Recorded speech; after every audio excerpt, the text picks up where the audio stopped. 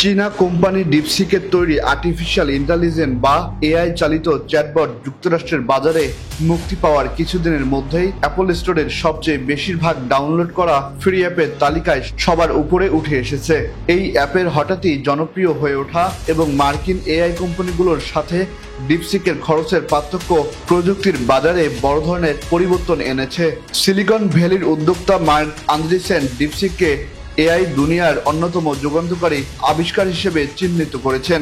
ডিপসিকের মূল প্রতিষ্ঠানটি বলছে তাদের নতুন এআই মডেল বাজারের শীর্ষ। এই মডেল যুক্তরাষ্ট্র ভিত্তিক চ্যাটজিপিটির সমকক্ষ, তবে চ্যাটজিপিটির তুলনায় তাদের এআই মডেল তৈরিতে খরচ হয়েছে বহুগুণ কম।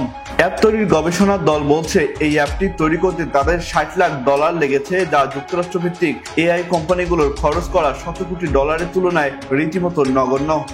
আহসান সাকিব, আকাশ জমিন, নিউজ ডেস্ক।